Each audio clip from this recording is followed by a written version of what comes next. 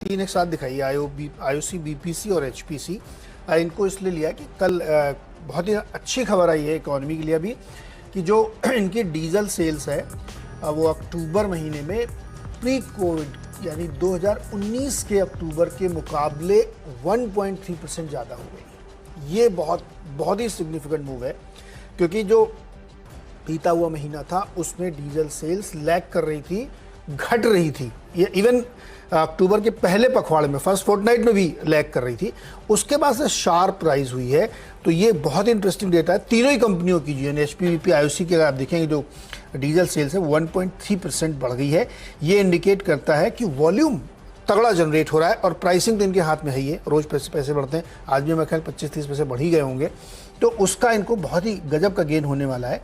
तो मुझे लगता है कि तीनों जो रिफाइनर्स हैं उनको फायदा होगा। दूसरा, जो कच्चे तेल की कीमतें ज़्यादा, उसकी वजह से इनकी मार्जिन इंप्रूव होती हुई दिख रही है। तो प्राइसिंग भी इनके पक्ष में, मार्जिन भी इनके पक्ष में और वॉल्यूम भी इनके पक्ष में अगले क्वार्टर में और दिखेगा, और इन्वेंट्री गेन तो हो ही रहा है। तो मुझे लगता है कि तीनों आईओसी, बीपीसी, एचपी में ग्रीन ट्रेड होना चाहिए। और गेल में भी देखिए क्या ज़बरदस्त वॉल्यूम इन्होंने जनरेट किया है, 24% वॉल्यूम इनका बढ़ा है। प्रॉफिट इनका ज़बरदस्त तरीके से बढ़ा है, 80% के आसपास। गेल का काम क्या है, ट्रेडर है, गैस खरीदा और बेचा। लैंडेड कॉस्ट हमने आपको बताई थी एलपीजी की, $56 का हाई उसने बनाया था, अभी भी $35-40 के आसपास चल रही है। तो इनको उसका काफ़ी गेन होता हुआ दिख रहा है, क्योंकि इनके लॉन्ग टर्म कॉन्ट्रैक्ट है यूएस में। तो हमें लगता है कि गेल भी ग्रीन में ट्रेड होना चाहिए। 4-5 बताया था, उसके बाद आशीष के पास चलेंगे। मॉइल में खबर यह है कि इन्होंने अपने हर ग्रेड के ओर की कीमतें 5% तक बढ़ा दी हैं इफेक्टिवली 1 नवंबर, और एक रेट्रोस्पेक्टिव भी है 1 अक्टूबर से भी बढ़ाई है। तो जो एम्प्लॉय कॉस्ट का मामला है वो इसमें सेट ऑफ होता है। मुझे लगता है मॉइल ग्रीन में ट्रेड होना चाहिए। हाँ, तो कुछ और भी सारे ग्रीन ही है क्या आपके पास भी? नहीं, अब रेड है इसके बाद। अच्छा, आगे है। मेरे तो सब ग्रीन है। डी-लिंक इसीलिए क्योंकि बहुत बढ़िया Q2 का परफॉर्मेंस, 168 साल के हाइज 148 पे ट्रेड कर रहा है, थोड़ा सा स्लाइटली ऑफ हाइज है। 247 करोड़ के रेवेन्यूज, पिछले क्वार्टर 164 के थे, पिछले साल 186 के थे, तो बहुत स्ट्रॉन्ग मोमेंटम रेवेन्यू फ्रंट पे। प्रॉफिट्स देखिए, पिछले क्वार्टर 8-8.5 करोड़, पिछले साल इसी क्वार्टर में 9-10 करोड़, इस बार बढ़कर 13.25 करोड़ पे पहुंचते हुए।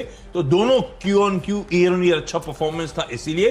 पर यह स्टॉक कल बड़ा तेजी दिखा रहा था, थोड़ा सा देखिएगा, स्क्रीन पे ऐड करिएगा, उसके बाद ही अप्रोच करिएगा। मार्केट के मूड पर डिपेंड करेगा कि कितनी और तेजी ये टूल पकड़ सकता है। रूपा एंड कंपनी, वो बढ़िया नंबर्स इस कंपनी की तरफ से भी आते हुए, 547 ईयर हाइज, 479 पे इस समय कामकाज होता हुआ।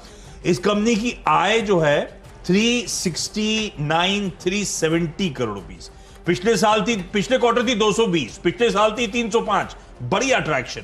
मुनाफा देखिए आप, ऑलमोस्ट अगर मैं नेट प्रॉफिट पे आऊं 53 करोड़ का, पिछले क्वार्टर सिर्फ 27, पिछले साल 45।